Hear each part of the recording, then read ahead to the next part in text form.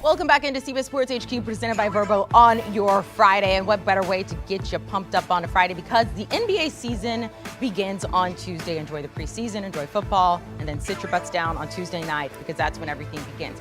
Taking a look at projected highest and lowest win totals in the NBA. Celtics sitting right now at the highest, 53.5, followed by the Warriors, the Bucks, and the Suns. But are some of these teams trending in the wrong direction? Let's welcome back NBA experts Tim Doyle. We're also about to be joined by Bill Reiter. And we have your friend Ro Parrish. You said, hey, I'm going to be bringing in this guy, Ro Parrish. He's an NBA expert. He knows everything. Tell us he would look this good. I'm not an expert. I just know a little bit about NBA basketball. But officially, baby, you are now rocking with the best. I'm in the building. It's a pleasure to be here. I didn't know. Look, you could have given us a warning. I would have worn a better outfit as opposed to a pumpkin thing here. I've never seen him in other than a black shirt. He's like Simon Cowell. Like, he only has black shirts. That's all we see of it, yeah. I think it's like a onesie. It snaps in the bottom, too, yeah. Consistency is key. There you go. There you go. Bill, we're going to bring him in. I know he doesn't look as good as you do, Ro, either. So let's talk about teams trending. Look, Bill, you look great. That's true. You look great. It have to be said. No, I don't. He looks amazing. Teams trending up, teams trending down heading into the season. Let's start with the Pistons here. Last season, third worst record in the NBA. They were 23-59. They have not won a playoff series since 2008. But Timothy, no, I lied. I'm going to start with Bill because, Bill, I didn't want to insult you. Why is this team, the Pistons, trending up? Yeah, I like the Pistons, too, and I like the over on their win total. I was hoping they'd stay under the radar. I mean, the main answer is Cade Cunningham plus an improved culture. They're going to move on from Kemba Walker any moment today. And they've got guys like Sadiq Bey and Isaiah Stewart, young players, those guys in particular, entering their third year as rotation players. That's usually when guys make a pretty big leap. But I think the main answer is if you believe Cunningham is going to be a star after his slow start, and I certainly do. You look at this team, its young core, the fact they hustle on defense, the fact they play as a team, even though Cunningham in particular, they have star-level players. They're not going to win the Eastern Conference. They're not going to be a threat in the postseason. But I think you're going to start to see a really good young team emerge this season. Yeah, I'm totally on board. Let me give you a number here. 24. There was a 24-game stretch last year during the season, Ro, where the Pistons went 21-3. No, not in wins and losses, against the spread. So Vegas had a hard time figuring them out when you go 21-3. And I was just hammering that horse home, okay? All right? Careful with that. And I look, and now 29.5 wins. Now, if you've watched it in the preseason, it's preseason. Don't worry that they're 0-4. They're going to be able to be a very fun backcourt. And can we just call them Cade and Jade? I know it's Jade and Ivy. And I like that. Cade and Jade is better, right? Yeah. It's like Bernie and Ernie from the 70s with Tennessee. Hassel didn't know who they were. They played Volunteers backcourt. But Ivy has a lot of John Morant-like qualities, Ro. He's explosive. He can get to the rim. And Cade Cunningham didn't play in any preseason games, so he got off to a bit of a slow start. But I think he's a superstar. He reminds me a little bit of Grant Hill as far as he makes everyone better. So I think the Pistons are going to be better. They're not going to be playoff better, but they're certainly going to be better. Pistons will be better, and it comes down to that culture and what they've established as Dwayne Casey. We know what his pedigree is coming over from being the head coach with the Toronto Raptors years ago. It hasn't been great there early on, but now, as we talked about, the culture starting to build. Cade Cunningham last season, games of 25-5-5. He had 8 of those. The rest of the rookies in the league had 7 combined. Wow. So he's a multi-dimensional playmaker. He can score, he can facilitate, and he knows how to make winning plays. I think he's going to be a key cog. And I like the Grant Hill comparisons. Yeah, I just think the biggest thing is with a young guy like Jaden Ivey and Cade Cunningham is in year number 2. Bill, you know this. They got to learn how to dance with one another, right? I'm more of a face-to-face guy, Bill. I want the hungry eyes like Dirty Dancing. I want to look into your eyes. Nobody is lifting you in the air. No, but they have to learn how to play together. It didn't just work right away with Steph and Clay. Like, they have to figure out their roles. I think we're all high on them. 29.5 wins. Hammer the over. It's very dangerous being on set with you right now. All right, another team trending up. And this was a team that was already, I told you, we have bosses upstairs today. You watch out for that thing. They were a surprise team last season. The Cavs here, and then they loaded up this offseason. They made a huge blockbuster trade for Donovan Mitchell here. Is this a team, Bill, that is trending up? They are, and I think depending on how the drama affects some of the other contenders like the Nets and the Celtics, I like Cleveland to be in competition to be a top 4 team in the Eastern Conference. I saw them a couple times this preseason. Donovan Mitchell is going to be so important to what they do. They've got one of the best young cores in the game. I'm a huge Mobley fan. They're well coached. They're deep. They've got some veteran leadership. I love this Cavaliers team, despite the fact I know it's a really crowded Eastern Conference. Yeah, I think that expectations are high. Extremely. 47.5 wins. Donovan Mitchell, Darius Garland. I just talked about the guys in Detroit learning to dance together.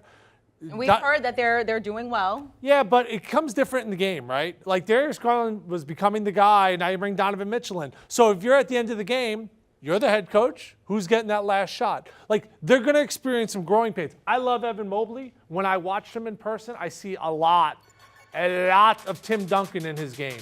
And excellent defender, block shots, great timing. Kind of leads by example. He's got amazing footwork. And to think that this guy is only getting better is a very scary thought. But 47.5, I'm going to go under. I expect them to be really good, but Ro, they got to figure out some of that chemistry. Chemistry is important. Also, injuries.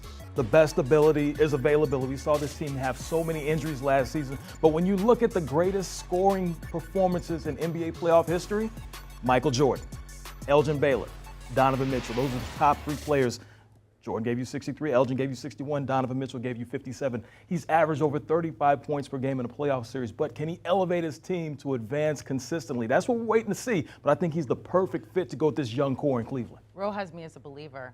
You undersold yourself. You undersold yourself when you got here on set, and I'm like, yes, that is it. I am believing what you're saying. All right, so that's the positive. Teams that are trending up. Let's talk about some teams that are potentially trending down. The Lakers, being one of them, 33-49 last season, missed the playoffs for the second time in the past couple of years with LeBron there. Bill, Russell Westbrook, he's still there. This offseason, you just kept pushing. Get Russ out of there, get Russ out of there. He's still there. Is this Lakers team trending down?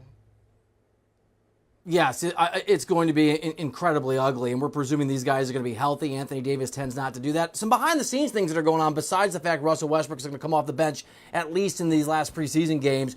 Anthony Davis, and we've seen this story before, somewhere Frank Vogel's rolling his eyes, says he'll play the 5, but doesn't want to. LeBron James seems super put out. He's gotten a little bit of a word of wars with Kareem Abdul-Jabbar, and this is a team that's just not very deep, doesn't have great shooting, doesn't look great defensively to me. I talked to a Lakers source the other day on the phone, and I asked him, hey, how you feeling? Do you have some optimism? You think you guys can fight and maybe turn things around? And all I got, guys, was a great big sigh over the phone of disgust and negativity.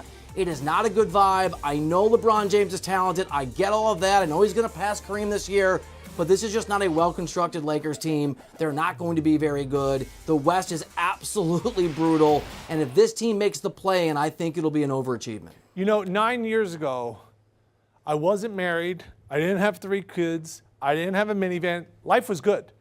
This team 9 years ago, amazing.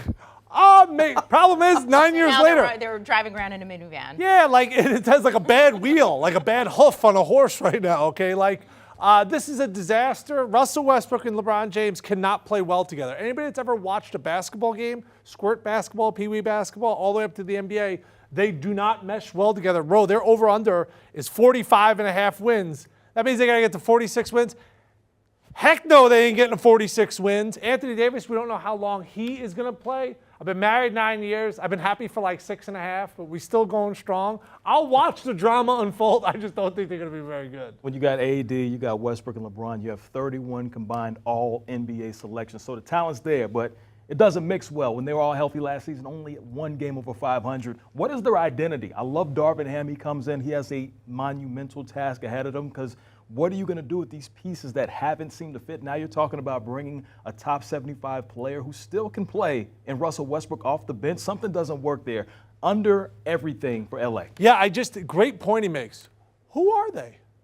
Are they going to play fast? Are they going to score a lot? Are they going to play defensive basketball? Like, any good team has an identity. The Lakers have a lot of old stars, and these guys were great players at one time.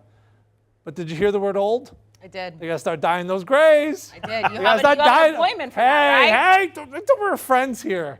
Dye those grays. You brought Jeremy a present last time you were on set. I have seen no present here. You've just thrown that hammer at me a couple times. Okay, let's talk about another team we have trending down. Talk about an old guy here. Chris Paul is going to be 38 by the time the season is done here. We're talking about the Suns. So why are they trending down? They went 51-21, went to the finals, lost to the Bucks. Last year, 64 wins for this team, best record in the NBA. We saw them kind of fall apart when it came to the postseason, though. So, Bill, why are the Suns trending down? Well, I think there's competing forces here. The removal of Robert Sarver is significant. I mean, this is a guy, and this is no secret, the guys know what I'm talking about, who was not well liked in the NBA, was not well liked in his organization by the minority owners, was not well liked by the players that played for him. So that's a positive. But DeAndre Ayton saying that he didn't talk to Monty Williams over the course of the summer is an eyebrow raiser. The fact that Chris Paul's getting older and looks like he might be, and I know it's a maybe, but there are certainly people in the NBA who think he might be washed. And as it relates to being a game-changing, playing 75 games and a long postseason player, he's almost 40, and just the Western Conference, guys. The Warriors, you talk about the Clippers are going to be better. I think Memphis makes a big leap. Denver, if you believe in Dallas, that's an interesting team. People like Minnesota, the Pelicans could make a push. So the Suns are going the wrong direction. Chris Paul's getting older. There's all kinds of drama in that locker room, and the West has gotten tougher. I think the Suns will be good. I don't think they'll be the level they've been the last couple of years. Perfect analysis. I think they could win a series. I think they could put a lot of scares into them, but they are no longer an NBA championship contender unless Devin Booker goes ham. Like all of a sudden, Devin Booker. We already saw that, though. But we've seen that. If he starts averaging like 34 points a game, like he has a crazy ability. Obviously, we all remember the game in Boston when he scored 70 points or how many points he scored. He needs to take like a whole nother step in his game. But like, here's how I break down the Suns. Like the Suns look amazing when they're in the club. Like, they got the fake eyelashes on, they got the Spanx on, like amazing. And then you meet them for Sunday brunch and you're like, whoa, what happened? You look great at 2 a.m. Like the adjustment, like the time has passed them by. So always a bridesmaid, never a bride, Chris Paul. He's had an unreal career, but he just can't get over the hump. I'm not buying him as championship contenders. CP3, the active leader in the NBA in assists and steals all time. No question, a generational talent. But I think he's done. When you look at Chris Paul, he seems like he can play at a certain level, but towards the end of the season, into the playoffs, there's going to be an injury that happens, or he's just not going to be able to play at that same level. So, but you talk about Devin Booker, you talked about the 70-point game, but 40-point back-to-back games in the NBA Finals a couple of seasons ago. That hamstring injury, maybe the series ends a little bit differently if he doesn't come up gimpy earlier in the year in the playoffs against the Mavericks, where they lose at home in the 7th game. But when I'm looking at these Phoenix Suns team right now, I do not see them being a top 4 seed. I'm not even sure. They might be a play-in team when you look at everything that's happened with this Phoenix Suns team. The negativity, the toxic environment. You know, DeAndre Ayton gets that extension, and now there's an extension between him and his head coach. They're not talking. So. And then they lose that weird game to like the mediocre Australian team in the exhibition. That's not good. Like, that's not like a great, like, feel-good story. So everything's trending in the wrong direction, but they still have some talent there. I think they're a playoff team. We may disagree in that, but they're no longer a championship contender. A lot of talent. As you said, what? Always the bridesmaid, never the bride, which is sort of that what it wasn't like personal. You know, I kind of wasn't took it personally, but personal. that's Yeah, okay. that That's wasn't okay. personal. Hey, Either let's take a one of look you at guys. odds. Let's take a look at odds to win the East and the West here, because we have a lot more to talk about here as we're getting ready for the This start. is not a therapy session, Amanda. It sort of feels like it. It sort of feels like it. Over in the West, the Warriors plus 290 here. Look, we all said the Warriors could very well, the ceiling for them is to repeat as NBA champs. The Clippers are finally healthy. The Suns sitting in 3rd place. We're just going to have to see what unfolds with this Phoenix Suns team. Do you want a sports network that delivers everything that matters about the game? The highlights, the picks, the instant analysis, no yelling, no fake debates, no politics. Hit the subscribe button and never miss a moment.